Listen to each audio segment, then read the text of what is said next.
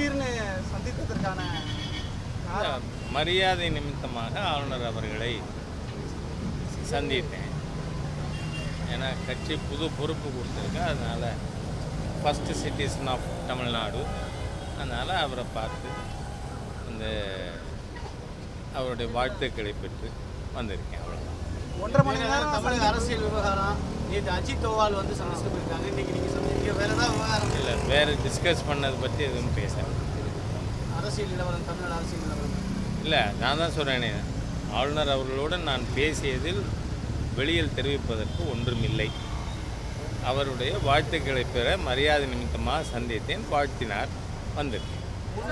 செந்தில் பாலாஜி விவகாரத்தில் ஊழல் தடுப்பு வழக்கில் கைது செய்வதற்கு வழக்கு பதிவு செய்து விசாரிப்பதற்கு தமிழக ஆளுநர் வந்து நேற்று ஒப்புதல் கொடுத்திருக்காரு. தமிழக அரசு அது ஜனவரி மாதம் பரிந்துரை பண்ண கடிதத்துக்கு ஏற்கனவே நீங்கள் 5 வருஷத்துக்கு முன்னாடி குளித்தலையில் தமிழகத்தினுடைய மாண்புமிகு முதலமைச்சர் அவர்கள் அப்போ எதிர்க்கட்சி தலைவராக இருந்த பொழுதே அவர் சர்டிஃபை பண்ண ஊழல்வாதி செந்தில் பாலாஜி. என்ன, அதுக்கு இப்போ அனுமதியும் கிடச்சிருக்குன்னா வரவேற்கத்தக்க விஷயம். ஏன்னா அன்றைக்கி திரு ஸ்டாலின் எதிர்க்கட்சி தலைவராக இருந்தவர் என்ன சொன்னார்? திமுக ஆட்சிக்கு வரும், திமுக ஆட்சிக்கு வந்தால் செந்தில் பாலாஜி சிறையில் இருப்பார்னு. ஆண்டவனே அதை நடத்தியிருக்கான். திமுக ஆட்சிக்கு வந்தது, செந்தில் பாலாஜி ஜெயிலுக்கு போயிருக்கார். அதனால் இதுக்கு அனுமதி கொடுத்திருந்தால் வரவேற்கத்தக்க விஷயம். நன்றி. கார் ரேஸ் நடக்குது. விளையாட நினைக்கிறவங்க விளையாடுறாங்க. அதில் அனுமதி கிடைப்பதில் ஒரு நீண்ட இழுபறி இருந்தது. அதை எப்படி பார்க்குறீங்க? நான் என்ன சொல்கிறேன், அதெல்லாம் டெக்னிக்கல் இஷ்யூஸ், லீகல் இஷ்யூஸ், அந்தந்த டிபார்ட்மெண்ட் அதுபடி ஃபாலோ பண்ணிட்டு இருக்காங்க. அதனால் இந்த ரேஸில் பார்ட்டிசிபேட் பண்ணுற எல்லாருக்கும் என்னுடைய வாழ்த்துக்களை தெரிவிச்சு. பாஜகவுடைய கட்சி பணிக்கான முக்கியத்துவம் அடுத்து எப்படி இருக்கும் சார்? ஏற்கனவே நாளையிலிருந்து 45 நாட்கள் பிஜேபியினுடைய கட்சி விதிகளின்படி 6 ஆண்டுக்கு ஒரு முறை அகில இந்திய தலைவர்லேருந்து எல்லாருமே மெம்பர்ஷிப்பை ரினியூ பண்ணணும். அதனால் இப்போ ரினியூ பண்ணுறதுக்கான பணி நாளையிலிருந்து துவங்குகிறது. இது அக்டோபர் 15 வரை இருக்கும். ஆல் இண்டியா லெவலில் ஒரு பூத்துக்கு 200 பேர் சேர்க்கணும் அப்படிங்கிறது டார்கெட் கொடுக்கப்பட்டிருக்கு. அதன் அடிப்படையில் தமிழகத்தில் குறைந்தது 1 கோடி பேர் சேர்ப்பதற்கான பணி நடந்து கொண்டு இருக்குது. இதில் ஒன்றியம், நகராட்சி வர எல்லா நிர்வாகிகளுக்கும் இதற்கான பயிற்சி அளிக்கப்பட்டிருக்கு. நாளை மாலை 5 மணிக்கு மாண்புமிகு பிரதமர் அவர்கள் தன்னோட உறுப்பினர் காலத்தை புதுப்பிக்கிறார். புதுப்பித்த பிறகு மாலையில் 6 மணிக்கு கமலாலயத்தில் இங்கு மாநில நிர்வாகிகள் மற்றவர்கள் உறுப்பினர் ஆகிறதுக்கான நிகழ்ச்சி ஏற்பாடாகி இருக்குது. அதே சமயத்தில் எல்லா பார்லிமெண்ட் சீட்லேயும் நாளைக்கு சாயந்தரம் 6 மணிலேருந்து உறுப்பினர்கள் புதுப்பிக்கின்ற பணி நடக்குது. இது வெல் பிளான்டு மேனரில் எல்லா ஏற்பாடுகளும் ஏற்கனவே நடந்துருச்சு. அது நடக்கும். அதற்கு பிறகு அன்றாடம் மக்களை பாதிக்கின்ற விஷயங்கள் பாரதிய ஜனதா கட்சி எடுத்துக்கொண்டு அதற்கான தேவை ஏற்பட்டால் போராட்டம் நடத்துவது, மக்களிடம் எடுத்து செல்வது ஆகிய பணிகளில் நாம் ஈடுபடும். அப்படின்னு யார் சொன்னது?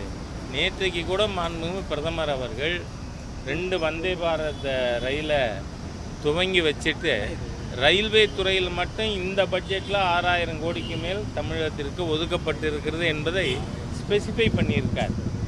இவங்க இந்த 10 வருஷத்தில் சென்ட்ரல் ப்ராஜெக்ட்ஸு சென்ட்ரல் அரசாங்கத்தினுடைய இதுகள் பூராமல் 10.6 lakh crores தமிழ்நாட்டுக்கு நிதி கொடுக்கப்பட்டிருக்கு. இது இவங்க திமுக காங்கிரஸ் கூட்டணி இருந்ததில்ல, 2004லேருந்து 14 வரை எவ்வளோ வந்தது? 2.3 lakh crores. அதை போல் 4 மடங்கு என்டிஏ ஆட்சியில் வந்திருக்கு. அதனால் நான் என்னோடய கேள்வி கோயம்புத்தூரில் நேற்று முன்தினம் கேட்டிருக்கேன். அதுக்கு தமிழகத்தினுடைய நிதியமைச்சர் அவர்களோ அல்லது மாண்புமிகு முதல்வரே இதுக்கு பதில் சொல்லணும். உங்களோட சென்ற ஆண்டு பட்ஜெட்டில் எத்தனை % ப்ரொடக்டிவ் எக்ஸ்பெண்டிச்சர், கேபிட்டல் எக்ஸ்பெண்டிச்சருக்கு அலாட் பண்ணியிருக்கீங்க? You come out clean. ஒரு ஒயிட் பேப்பர் தமிழகத்தினுடைய மரியாதைக்குரிய நிதி அமைச்சர் கொடுங்க. இங்கே எதுவுமே இன்வெஸ்ட்மெண்ட் வந்து ஒரு இன்ஃப்ராஸ்ட்ரக்சருக்கு மூலதனத்துக்கு செலவே பண்ண மாட்டீங்கன்னா அது சென்ட்ரல் கவர்மெண்ட் ப்ராஜெக்ட்ஸ் தான் நடந்துட்டுருக்கு. ரேஷனில் கொடுக்குற 5 கிலோ அரிசி 1 கிலோ பருப்பு கூட ஸ்டேட் கவர்மெண்ட்டுக்கு பங்கு இருக்கா? கிடையாது. 80 கோடி பேருக்கு நாடு பூரா கொடுத்துட்ருக்கோம். இது அமெரிக்கா, இங்கிலாந்து போன்ற பல நாடுகளின் பாப்புலேஷனை ஒன்றா சேர்த்தா கூட இந்த 80 கோடி வராது, அந்த அளவிற்கு. அதனால் ஏற்கனவே சொன்ன, நான் திருப்பி சொல்கிறேன், நொண்டி குதிரைக்கு சறுக்குனது சாக்கு அப்படிங்கிறது மாதிரி இந்த கையாலாகாத தமிழக திராவிடியன் ஸ்டாக் அரசாங்கம் இவர்களுடைய இன்காம்பிட்டன்சிக்கு, இன்எஃபிஷியன்சிக்கு, கரப்ஷனுக்கு மூடி மறைக்க மத்திய அரசை குறை சொல்கிறார்கள். நன்றி. அதிமுகவோட முன்னாள் அமைச்சர் தற்போது ஒரு பேட்டி கொடுத்திருக்காரு. என்னன்னா, பாஜக ஒரு கார்ப்பரேட் வடிவில் செயல்படுது. மாநில தலைவர் டெல்லி போயிருக்காரு, போர்ட் ஆஃப் டைரக்டர் லண்டன் போயிருக்காரு, போர்ட் ஆஃப் டைரக்டர் மேனேஜர்லாம் இப்போ ஒரு 5 பேரை நியமிச்சிருக்காங்க அப்படின்னு ஒரு கருத்தை சொல்லியிருக்காரு. நான் என்ன சொல்கிறேன், அதிமுக எப்படி செயல்படுது? அப்போ நண்பர் எடப்பாடியார் அவர்கள் சேர்மனா, எம்டியா ஏடிஎம்கேல? யோசிக்கணும்ல. ஏதோ வார்த்தைகள் இருக்குங்கிறதுக்காக பேசிகிட்டு இருக்கக்கூடாது. நான் பாரதிய ஜனதா கட்சியில் கட்சி துவங்கியவன்.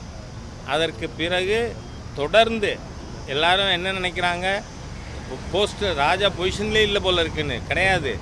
தொடர்ந்து 35 ஆண்டுகளாக கட்சியில் பொறுப்பில் இருக்கிறவன். இப்போ நேஷ்னல் எக்ஸிக்யூட்டிவ் மெம்பராக நேற்று வர இருந்திருக்கேன். இன்றைக்கி கட்சியை வழிநடத்துகின்ற குழுவுக்கு கன்வீனர். அதனால் இங்கே ஒன்றும் போர்ட் ஆஃப் டைரக்டர்லாம் இல்லை. இது பல அதிமுக அமைச்சர்கள் இவங்க அரசியலுக்கு வர்றதுக்கு முன்னாடி நான் பார்ட்டி ஆரம்பித்து இருந்துட்டுருக்கிறவன். அதனால் அவர் வந்து நண்பர் எடப்பாடியார் chairman and MD of ADMK அப்படின்னு சொன்னால், எப்போ நண்பர்? நான் நண்பர் இல்லை சொல்லலையே, எல்லாருமே நண்பர் தான். நீங்கள் பார்த்தீங்கன்னா என்னோடய பர்சனல் வீட்டு ஃபங்க்ஷனுக்கு கூட எல்லா பார்ட்டி லீடர்ஸும் வருவாங்க. they have got respect for me and I have got regards for them. அதனால் அது நடக்கும்.